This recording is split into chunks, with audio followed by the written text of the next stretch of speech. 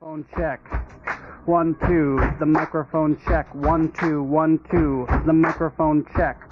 I got my headphones tuned between two different AM stations, and my briefcase is full of declassified information. Declassified. Declassified. Good evening and welcome to News from Neptune for the 20th of April in the 16th week of 2012.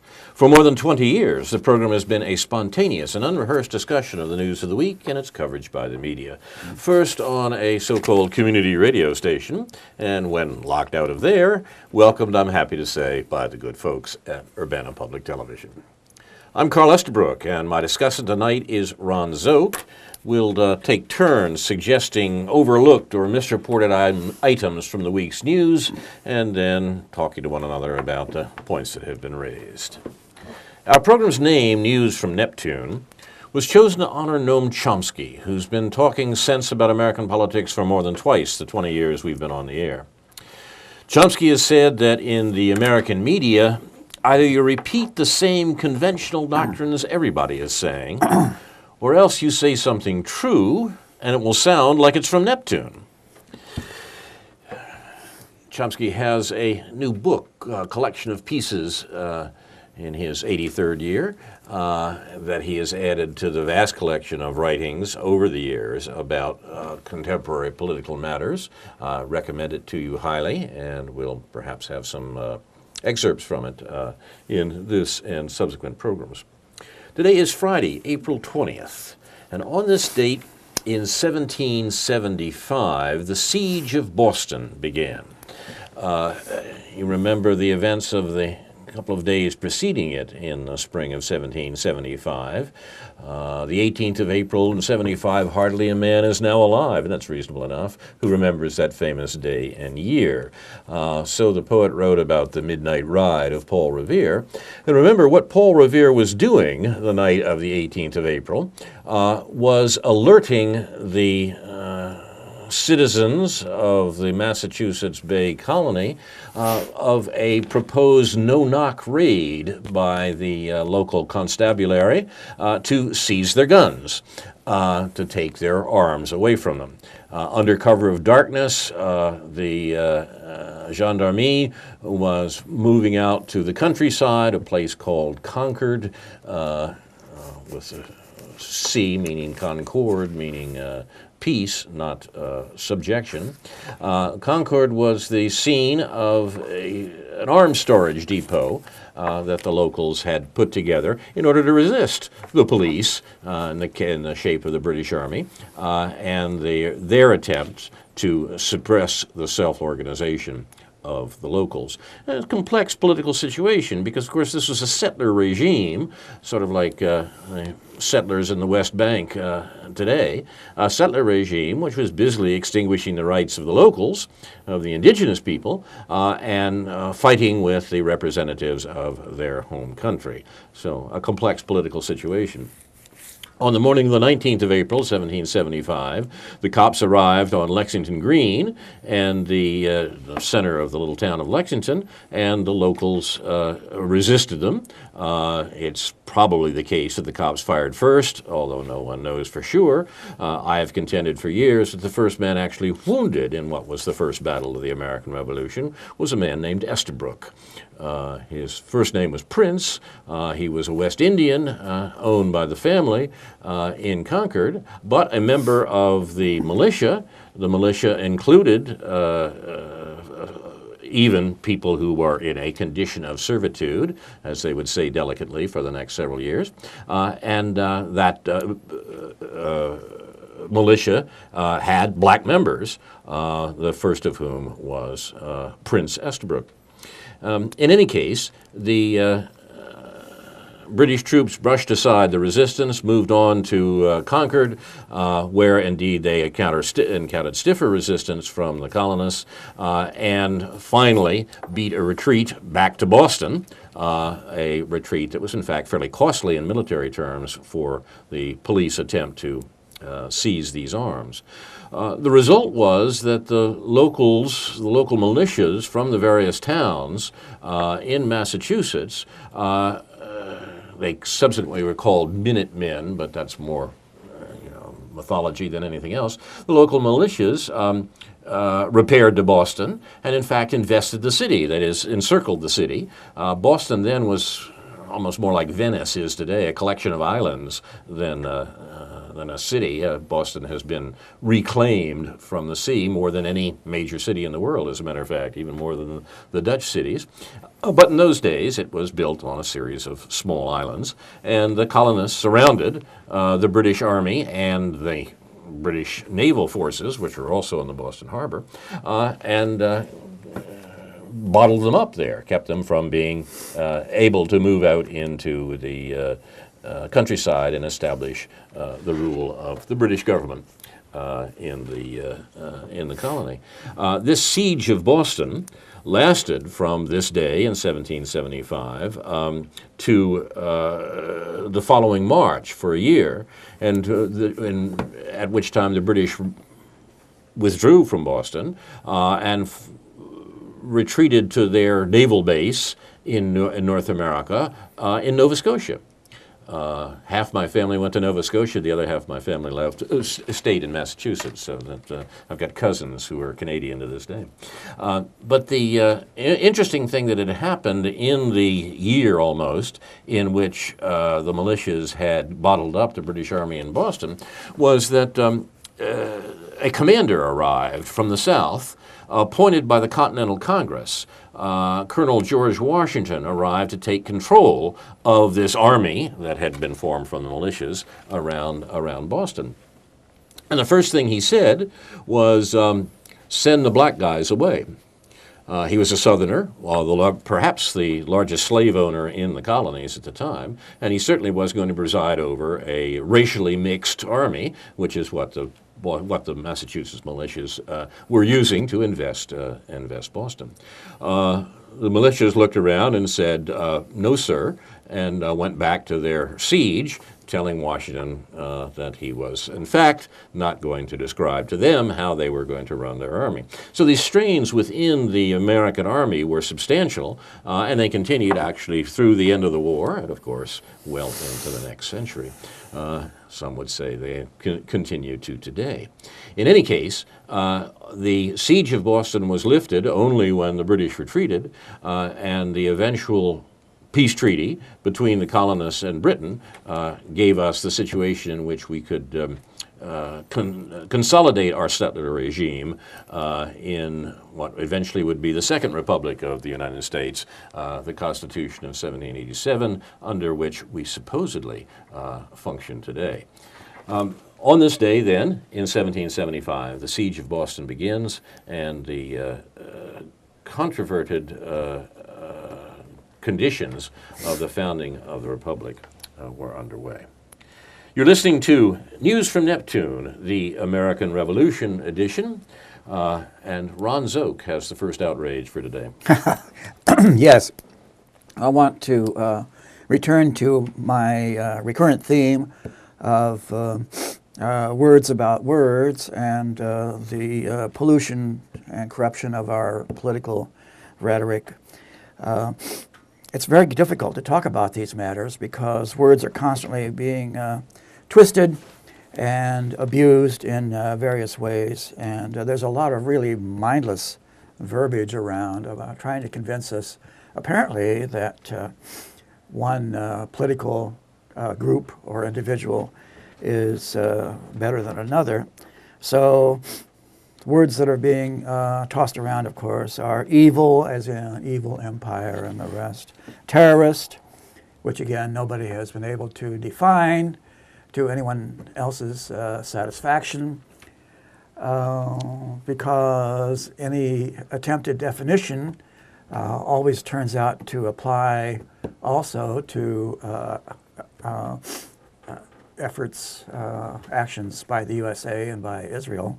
So we can't have that. Liberal and conservative are much used and abused these days. And again, trying to say what is meant by either of them lands you in a lot of confusion, a vast fog of semantic difficulty. Betrayal is a characteristic political word. discredit and define. So each of the political candidates now is attempting to define the other one for popular consumption and to discredit them. And it turns out to be a battle of, can I discredit you before you discredit me? Who knows?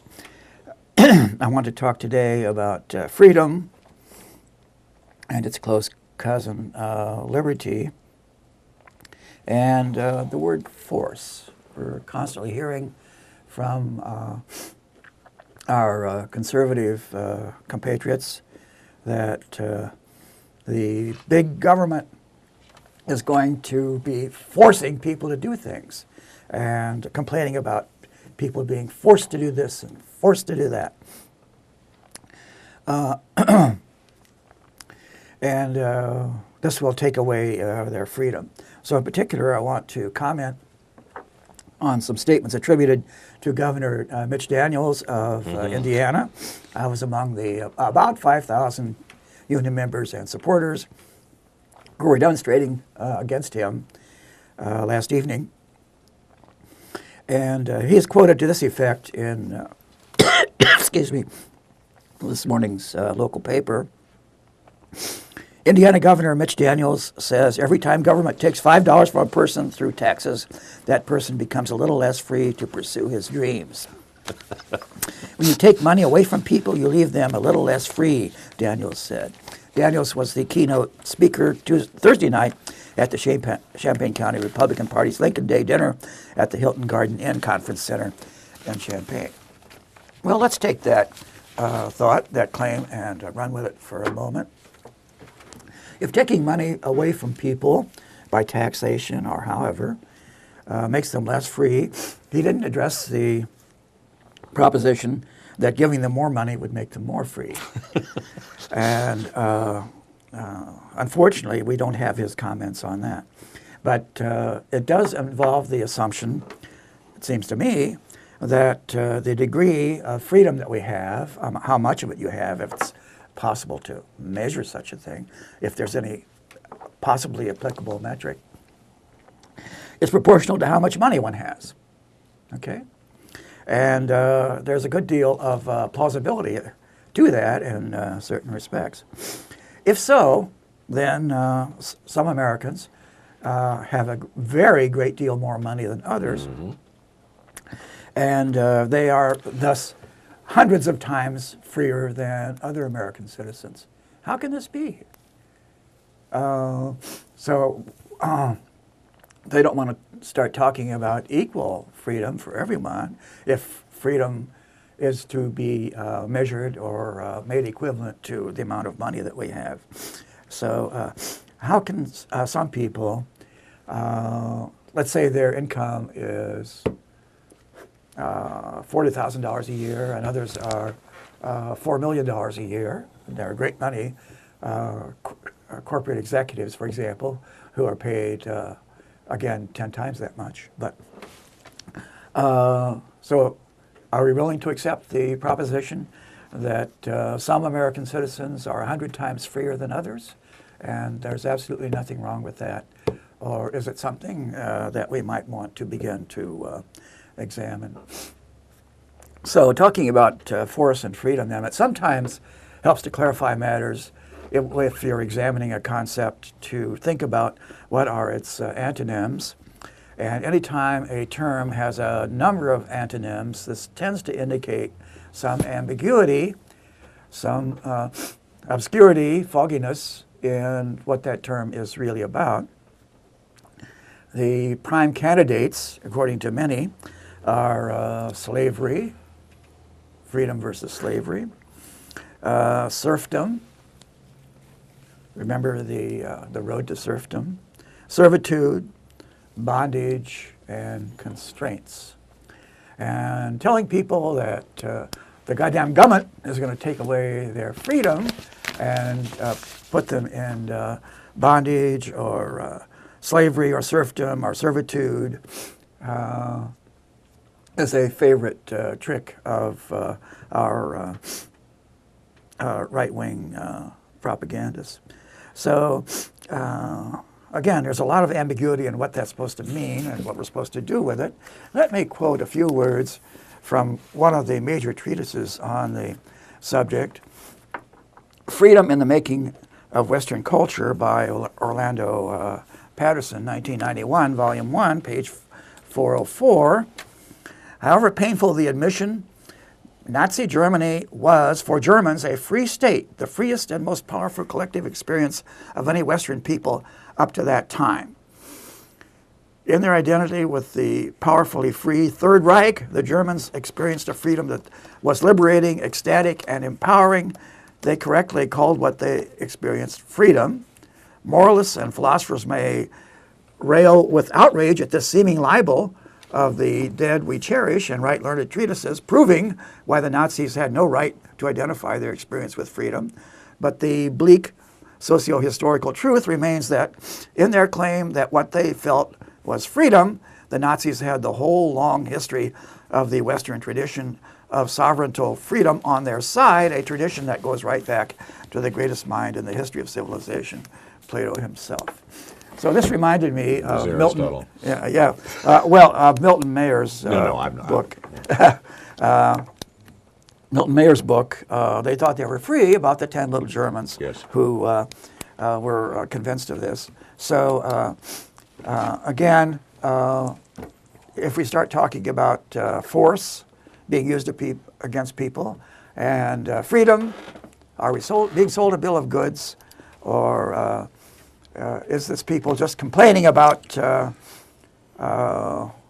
something, their lack of freedom, that is a residue from childhood when big bad old mommy and daddy wouldn't let them do whatever they felt like doing? So that's a problem, I think. And let's see, will people be forced to do things to take away their freedom? I'll ask Carl. If Ron Paul were elected president, would people still be forced to obey stoplights and pay taxes? Yes. Yes. But I think with a coda on a very interesting and clever illustration about why capitalism and democracy are in fact contradictories. We've talked for a while about in this country that surely they arise together, and they must belong to one another. I wouldn't say they're strictly contradictory, but they're incompatible in the doing, right? Okay, well, I agree with you that they're incompatible, but let's take the contradiction notion seriously. I mean, what, after all, does democracy say? We have interpreted it, and there certainly can be arguments about this, about what rule by the people might mean, but we've interpreted it to mean one person, one vote, and that we should have elections occasionally, indeed more than we do now, that are real elections where decisions are being made about policy, not just about whether we like Mr. Romney's dog or not, and that should go down on the basis of equality amongst the people, that your vote is as good as mine. And every now and then we hear people complaining about that because of the vast stupidity of the electorate, and therefore their vote shouldn't be as good as those of the smart guys, who've been to good colleges and therefore know what should be done. That's, in fact, a far more common notion than we admit, and I think it's, in fact, an extremely dangerous one. It's not the one that Thomas Jefferson would have agreed with. But let's stick to the point that democracy means, or to the approximation, which is probably what it is, that democracy means one person, one vote. Now, what does capitalism mean in comparison? Capitalism means that your influence in the society is not equivalent to other people's influence at all, but rather depends on how many, what my elementary economics text called dollar votes you control. Capitalism means that those who own capital, who control wealth, have far more influence in the society than those who don't. That those who have to sell what makes them human, their work of head and hands, to somebody else in order to eat regularly, obviously has far less influence in that society than those people who dispose of capital, those people who own it. That is the way in which democracy and capitalism are contradictory to one another. And in fact, what one of the proper definitions of the term socialism is simply a notion that democracy should be applied to capitalism. That is, that the economic operations of society should be under a control of a system of one person, one vote. A democratic economy is a synonym for socialism, socialism in one form. Now that's a little hard to understand in most of our conversation, because for about 200 years now, the wells have been poisoned about the notion of socialism, often with the help of people who considered themselves socialists themselves, right, like the Bolsheviks, so that now most Americans, when they hear the word socialism, think that it refers to an authoritarian economy that is run for the benefit of an elite. And that's the basis upon which a lot of our fellow citizens would say, you know, Barack Obama is a socialist. And if you allow them their definition, they're right. An authoritarian economy run for an elite is precisely what Mr. Obama is presiding over. Okay, so the question then, the question that you raise about, posed rather cleverly from the words of the right-wing governor of Indiana, is why not, you know, make people more free by giving them money? The last person to propose that in a serious fashion in American politics was the president of the most liberal administration in American history since the Second World War, and that was the administration of Richard Nixon. Richard Nixon himself in person was not a particularly liberal man, but his administration actually proposed a guaranteed annual income. He proposed to do exactly what you suggest, give people money and make them more free. A guaranteed annual income under the form of a negative income tax. In other words, that when tax day came around, as it did again last week, and you wrote down the amount of money that you made for the year in order to pay taxes on it to the government, if that fell below a level that would be the equivalent of a living wage for the year, you would receive back money from the government so that you would have a guaranteed annual income at a living wage. Now, this quite remarkable notion didn't come from the left, as we call it in this country, but from the Milton Friedman right. Daniel Moynihan was the agent of the original proposal in the Nixon administration, and it was vigorously opposed by the Democrats, who eventually produced a notion of the, in order not to give Nixon a victory, of course, on this point, eventually proposed a form that so weakened and so modified the original guaranteed annual income that it was essentially abandoned. You might compare it to some of the arguments about health care that have happened in the more recent administrations.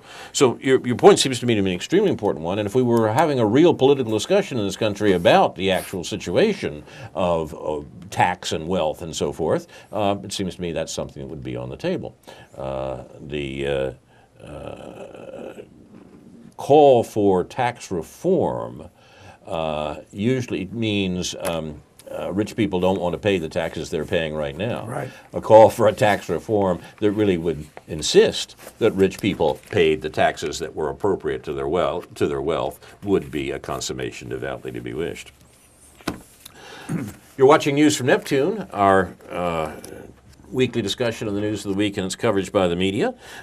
You've raised a lot of important questions here, Ron, that we could press on with.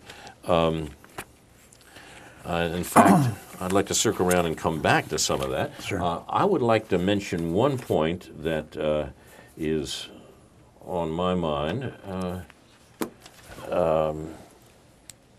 Well, actually, no. Let's. You've opened a particularly vigorous can of worms here, I think. Our mentor, Noam Chomsky, describes his politics as libertarian socialist, where libertarian does not have the force of Ron Paul libertarianism, but is in fact a much older term, a term that was used first in European political discussion and refers to what we sometimes mean when we say democratic. Libertarian socialism would contrast, therefore, with Bolshevik socialism, which was authoritarian rather than democratic. Libertarian socialism would be precisely a democratic control of the economy. Now, this position is historically connected with anarchism, although there's another term that's been royally, no pun intended, besmirched for 200 years and more. Anarchism, though, refers to not no rules, so to speak, but no rulers. An anarchist society, a society without rulers, would have to be a highly organized society, a society in which organization was extremely important. The anarchist position that Chomsky defends is a position that in fact could be shrunk down to the two-word bumper sticker question authority. He says anarchism is simply the notion that any authority in the economy or the polity has to justify itself. Sometimes it can, and in an example you used, the authority of a parent over a small child to tell the kid not to run into the street. Yeah. That's justifiable authority, and that authority can legitimately justify itself. It's necessary, it's worthwhile. The point is that we live in a political and economic world in which the authorities have no justification and rarely even attempt to justify themselves. Why should it be that the decisions about what the economy produces, the decisions about even what jobs are available, should be in the hands of a small group of men who meet in a boardroom and are considered the owners of a corporation or the agents of the owners of a corporation? That's an authority which is unjustified, and indeed it should be criticized. With the rise of the Occupy Wall Street movement, we've heard more and more of notions that criticize for the first time unjustified authority. Here is an exchange that I thought was interesting between Chomsky and an anarchist critic who said, "Your ultimate goal," Chomsky's, "is anarchistic, the erosion of state institutions and any form of authoritarian control. But you've also recognized the need to defend some forms of state regulation as protection against a wholly unregulated market. Can you say more on how you view this two-edged process of possible political transformation?" Chomsky replied, "I'm not in favor of people being in cages. On the other hand, I think people ought to be in cages if there's a saber-toothed tiger wandering around outside, and if they go out of the cage, the saber-toothed tiger will kill them. So sometimes there's a justification for cages. That doesn't mean cages are good things. State power is a good example of a necessary cage. There are saber-toothed tigers outside. They're called transnational corporations, which are among the most tyrannical, totalitarian institutions that human society has devised. And there is a cage, namely the state, which to some extent is under popular control. The cage is protecting people from predatory tyrannies, so there's a temporary need to maintain the cage and even to extend the cage." What do you think of that analogy? Right? Does that handle some of the questions of justification of authority and regulation that we want to? I like the general tendency of that. It doesn't deal with some other problems I find, that people tend to equate anarchy or anarchism with chaos. Yes. And if after a tornado or hurricane or other natural disaster, there's looting and raping, then people will call that anarchy. Mere anarchy is loosed upon the world. Yes, yes. And that's completely wrong. I mean, it may be chaotic, and even in an anarchistic society, there will still be a need, I think, for some degree of regulation, of protection of the vulnerable people. Absolutely. And so I suspect that even if our libertarians gain a great deal of power, or the presidency or whatever, there will still be some degree of coercion making people pay some taxes and stop at stop signs. Yeah, and your point's well taken, and I think it also points out that libertarianism, as it's come to be called, only in America, we might say, libertarianism, as it's come to be called in this country, it has a little, if anything, to do with the sort of anarchism that Chomsky's talking about. As he put it, an anarchist society, a real anarchist society, has to be a highly organized society where these matters are, in fact, taken care of democratically, by the communities affected, by the people affected. That's the work that led the Irish poet Oscar Wilde to point out, he was speaking of socialism, but he meant this sort of libertarian socialism he was speaking of, to point out that socialism was a very good idea, but it would take too many evenings. You have to go to these meetings. You have to discuss this. And we've seen an example of that, it seems to me, with the Occupy Wall Street movement. Someone has complained that socialism is about meetings, but anyway, the degree of government repression, interference, and so on seems to me very closely correlated with the degree of inequality in the society.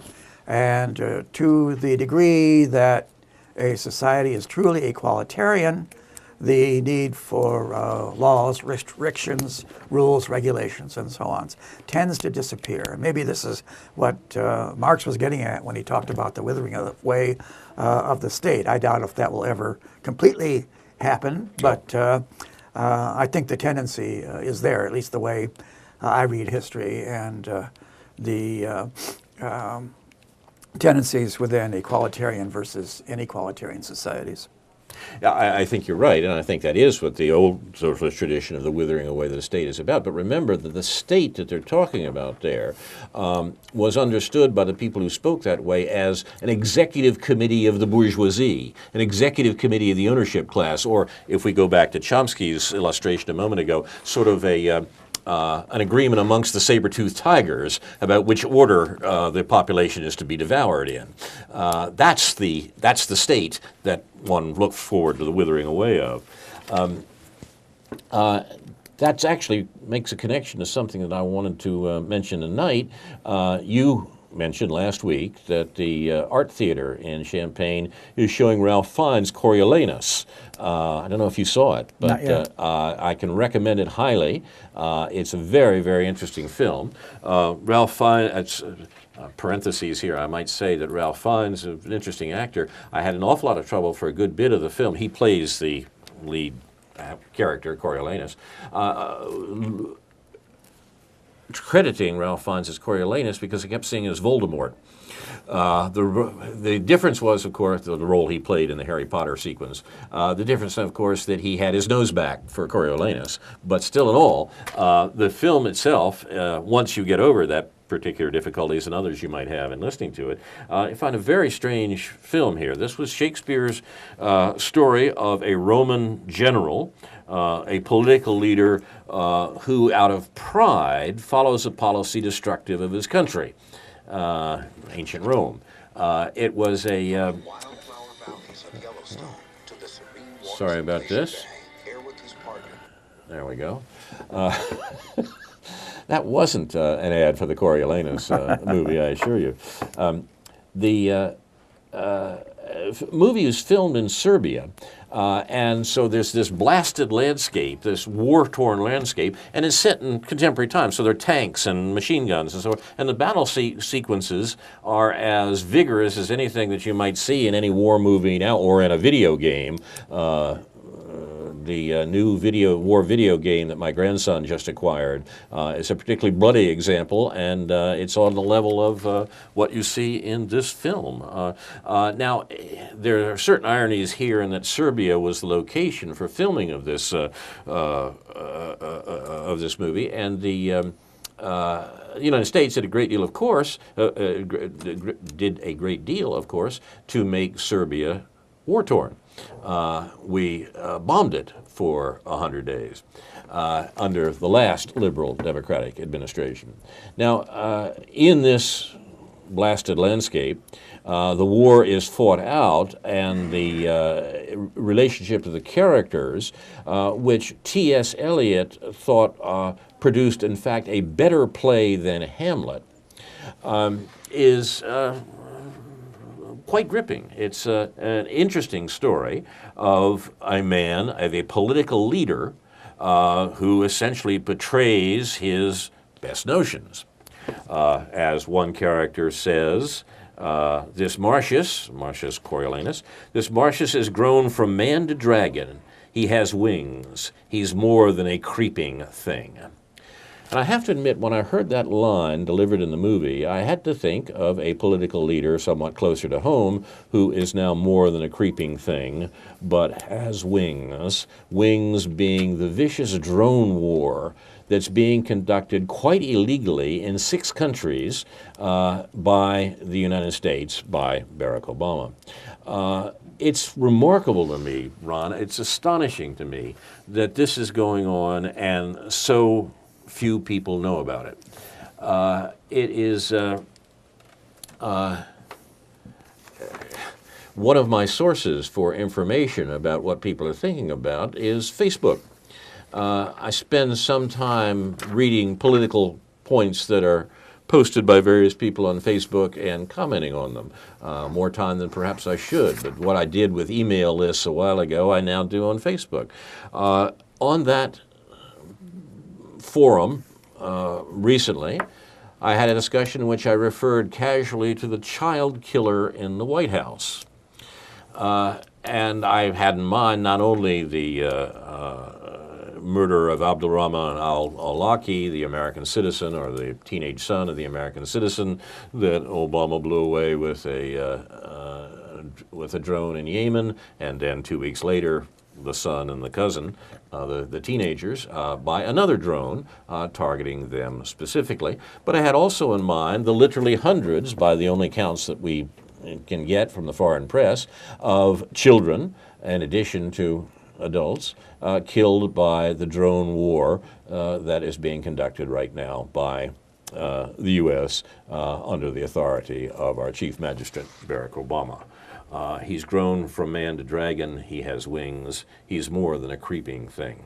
The astonishing point is that people don't know about it. When I referred to a child killer in this Facebook post, one of the other commentators wrote back that I should be charged with treason, and that, I'm not making this up, I should be charged with treason, and he's looking around for the proper person to denounce me for saying such a thing. Now, this is not, I mean, it wasn't a joke. This person thinks that such thoughts, such utterances, are treasonous. More interesting was the person who had put up the original post, who said, and once again, I'm not making this up, that what I said couldn't be true because if Obama had actually killed any children, it would have been in the media. It would have been reported. And she hasn't heard anything like that. Therefore, you know, it can't be true. It's not right to refer to Obama as a child killer because he hasn't killed any children. She knows because it hasn't been in the news. Yeah. Now, these are not stupid people, Ron. Yeah. These are people that we would be relying on for the democracy we were talking about a moment ago. Yeah. Now, what sort of situation do you have when people are so misled, so taken away from a real consideration of what the government that we're responsible for is doing in the world, that they can say things like that? Well, it depends on the kind of mental universe that people construct for themselves. It reminds me, back in the Vietnam War, some people went around chanting, LBJ, how many kids did you kill today? Right. Mm-hmm. And this act received a lot of hostility, as sometimes happens when the cover of ideology and social myth is ripped away from certain acts, and people have to confront them in all of their nakedness. And it makes people very upset and hostile. And again, there will be an attempt very often to dispose of the messenger because they don't like the message. But it doesn't make the message any less true. I disagree with you to a slight extent on that, and to some extent on that. If, depending on how you mean, it depends on the mental universe people construct for themselves. Certainly there is a sense in which we construct our mental universe, but once again we might be reminded of Marx's remark that people make history, but not in just the conditions that they choose, but rather than the conditions that are handed to them from the past. Yeah. People construct their mental universe, yes, but not just as they choose. They take the materials that are handed to them from the media, from the surroundings, and that has led Chomsky, our intellectual mentor for this show, to write one of the most important political books of the last generation, The Manufacture of Consent, in which he gives not theoretical notions but chapter and verse about how people are misled about precisely what is going on in the government that we're responsible for. He has said, and it seems to me quite rightly, that if Americans knew what was being done in their name, they would be appalled. Now, perhaps because I spend too much time watching television or something, that I've often thought maybe that was a little overstated. But this event this last week of these people saying, you know, I should be charged with treason and that it couldn't possibly be true that Obama has actually killed any children, makes me think that, yeah, he's got it about right.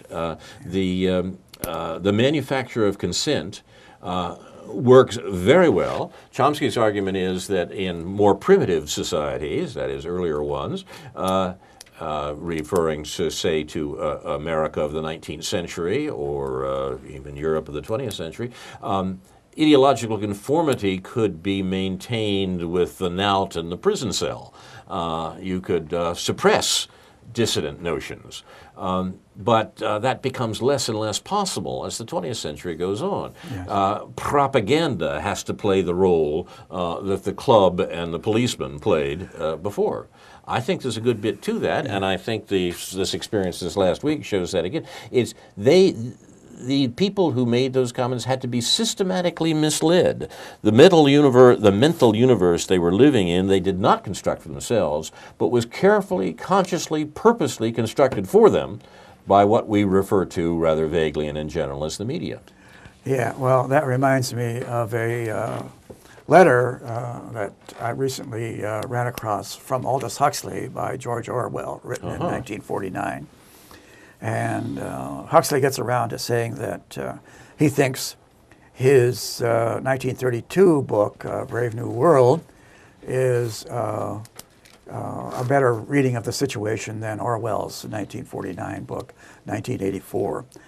It's because people are ruled by pain and suffering and repression and violence only for relatively short periods of time before they will tend to rise up.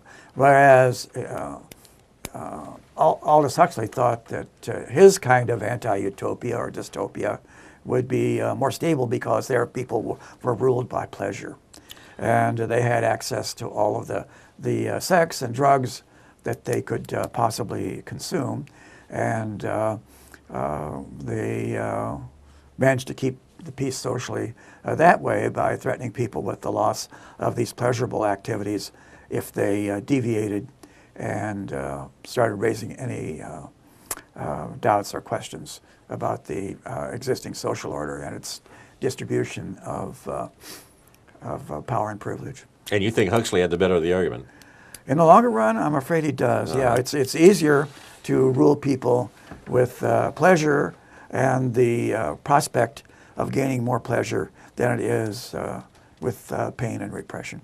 Of course, if those people are ruled by pleasure, should get out into the park and begin saying things about dismantling that rule, you may have to call for the policeman and the knout after all. Huh? Right. We've seen examples of that. Yeah. But what I meant by constructing one's mental universe, you're quite right, that people have to do that from the materials that they have at hand. But the other thing is the very deep, pervasive popular belief in what's called a just world, that the distribution of wealth and power in the world is more or less just because people have merited it, and because of their hard work or because they're so smart or whatever it is, it's just it will destroy them mentally. It would create all kinds of cognitive dissonance and conflict if they thought that there were people in high places who were unworthy of those positions. And so there's an enormous tendency to ignore unpleasant facts about those people and what they've done. Maybe the important function of groups like Occupy Wall Street and so forth is to bring those contrary facts to the attention Yes. of the populace. Yes. That's what needs to be done. To take that general point, which seems to me an excellent one, and apply it to the specific issue that we were talking about a moment ago, that is the drone war that the administration is conducting right now. I think we're in a situation perhaps different from many that we've seen, where the public consciousness of these, more than injustices, vast crimes being committed in our name, do have to be brought to the public's attention. It reminds me nothing so much as the early days of the Vietnam War. People forget when they draw parallels between Vietnam, the Vietnam War of more than a generation ago, and more than Vietnam too, we might say, and the present Middle Eastern War. Forget that their histories, their political histories, are very different. And by political history, I mean how they worked out in the politics of the United States. The war in Vietnam can be dated from the invasion of South Vietnam in the Kennedy administration, and a good 5 years went by before that was even noticed by the majority of Americans. It was like the drone war. The drone war was going on. People were vaguely aware of South Vietnam. Nobody could find Vietnam on a map any more than they could find Afghanistan on a map 10 years ago. But still in all, they roughly knew nothing much about it. We talked last time about events in Afghanistan of a week ago being in some ways parallel to the Tet Offensive of 1968. And it was the Tet Offensive of 1968 that brought Vietnam to the consciousness of Americans, perhaps for the first time, even though the war by then had been going on for the better part of a decade. It seems to me that in a peculiar concatenation of circumstances, something similar is happening in regard to the drone war. People are ignoring, perhaps with less reason, what the U.S. is doing in the Middle East, perhaps out of exhaustion, whereas they ignored what the U.S. was doing in Southeast Asia in the 1960s out of simple inadvertence. We might say that the public news sources were in a part responsible. There were only 3 television channels for all practical purposes in America in the early 1960s and 3 news programs on television. People talked then about the way in which people were getting their news from television rather than from the newspapers and the radio, as had been the case during the Second World War. Now that situation has changed a good bit, but the forms of intellectual control have changed too, perhaps, but in some ways they're just as effective. What we know about what's going on in the Middle East is subject to that manufacture of consent, and the task in some ways is to break through it. Specifically on the drone war, we can point now to some sources, particularly on on what George Bush called the internets, that would tell us something about the drone war, would we care to look. And in fact, it is true that the American media situation is one of the freest in the world. The information is out there if you want to look for it. Therefore, the task of the media and the government is to convince you not to look for it. And they have to end up like my friend on the internet the other night, who said that, of course, Obama couldn't have been killing children because if he had, she would have heard about it. Now, under those circumstances, we should note that there are extremely good sources about the war the U.S. is carrying on. My former colleague in the radio version, News from Neptune on WEFT, frequently plays, Paul Muth frequently plays Glenn Ford's Black Agenda Report, an excellent source that has had brilliant columns recently. He starts them out as radio commentaries, but you can find them as texts on the web about Obama's drone war. Even better, perhaps, or at least as good, and other more detailed reports in some ways, is Glenn Greenwald's columns in Salon that I've been talking about. So the information is there if you want to look for it. The problem is that it can be drowned out. The discussion can be managed. The consent can be manufactured.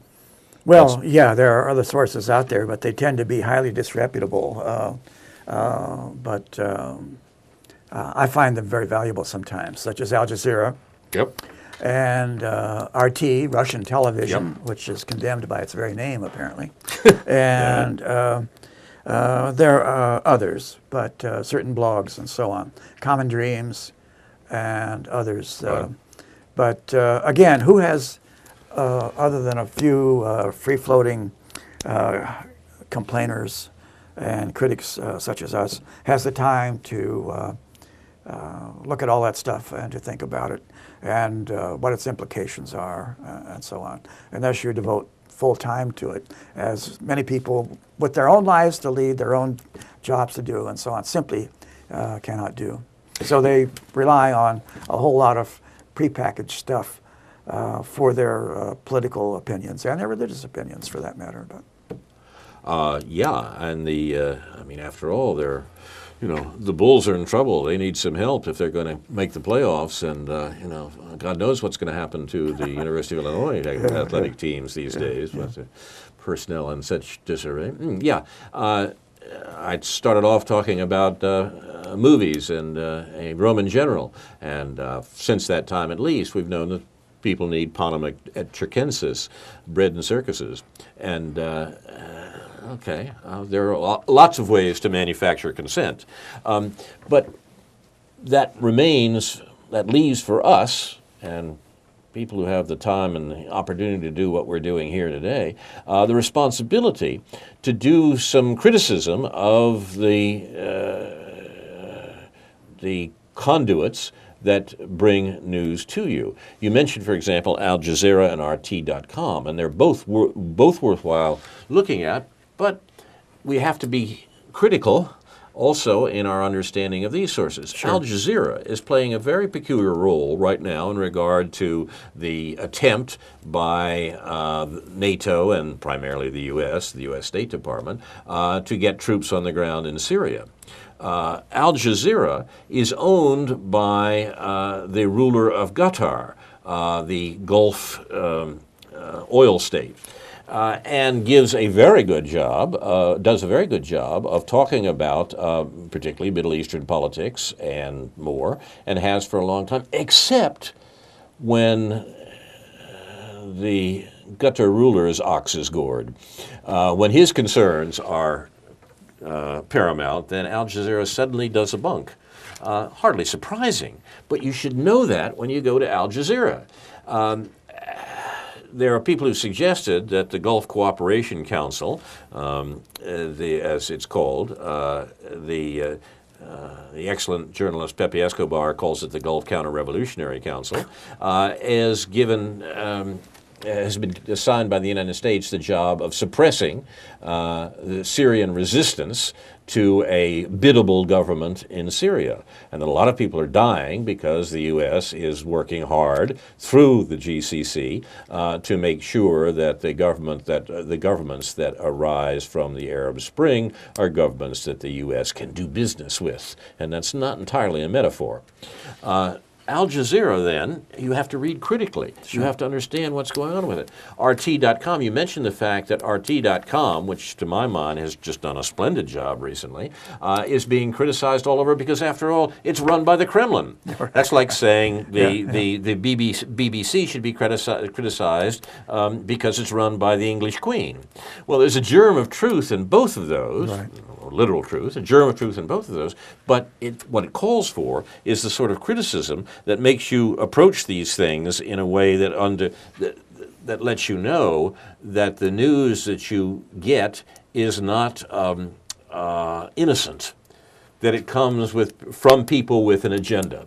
And it's worthwhile to know what those agendas are so that you can evaluate the sort of news you're getting, so that my Facebook friends could know that it is the case that the Obama administration is killing children with its drones, which they can't credit, because that couldn't possibly be true by that nice man in the White House. Yeah, well, reminds me of the old slogan, hermeneutic of suspicion. Mm-hmm. And, we should have a moderate and ordinate amount of suspicion of all sources. And I don't accept anyone's word about anything necessarily at face value, but I try to see if it is in accord with other sources of information and what I regard as plausible and implausible, and whether the source has some interest in that's being protected by this particular story. But that's a complicated matter. Hermeneutic of suspicion. Hermeneutic are the rules for forming an interpretation. Yes. How you decide what's the case. Right. And Herman is back in town, so pay attention. Yeah. This has been News from Neptune for April 20th and the 16th week of 2012. Our program is named in honor of Noam Chomsky. This has been the American Revolution edition on the anniversary of the Siege of Boston. If our program interested you, you might want to look at these programs heard regularly and repeated throughout the week here on Urbana Public Television. Tomorrow morning at 7 a.m., the David Pakman Show. At 2 in the afternoon, a repeat of this show. At 6 p.m., the New Arab Debates number 2, Tunisia's Islamists. Urbana Public Television is doing an amazing job of bringing you accounts of what's actually going on in the world that even other stations around town, including our so-called public stations, are not doing. Pay attention to these. These are important. On Sunday at 7 a.m., the White House Chronicle. At 3:30 p.m., the Alliance for Democracy, the Populist Dialogues. And that... their topic for this week, labor in the economic crisis. Laurie King, chair of the Economic Crisis Committee of Portland's Jobs with Justice, discusses the Republican and Democratic budget proposals and contrasts them with the proposal from the Congressional Progressive Caucus, and talks about the current worker struggles, such as these we saw in town last night, about ALEC, the American Legislative Exchange Council, and about Jobs for Justice. That's 3:30 Sunday afternoon. At 4 p.m., Labor's Worldview with our friends David Johnson and Jim Iman, who are part of that concern too. Monday through Friday on UPTV at 7 a.m., Democracy Now!, at 8 a.m., The Big Picture, at noon, The David Pakman Show. On Tuesday of this week, at 9:30 in the evening, The White House Chronicle, and at 10 p.m., Aware on the Air, starring Ron Szoke. I'm Carl Estabrook. My discussant tonight has been Ron Szoke. This and other editions of this program should be seen on the website newsfromneptune.com and on Facebook. I can be reached at carl@newsfromneptune.com, and as I mentioned from this week, on Facebook.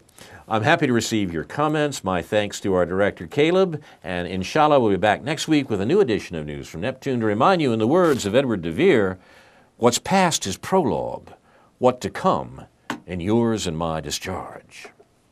In the meantime, confusion to our enemies, and a good night to you.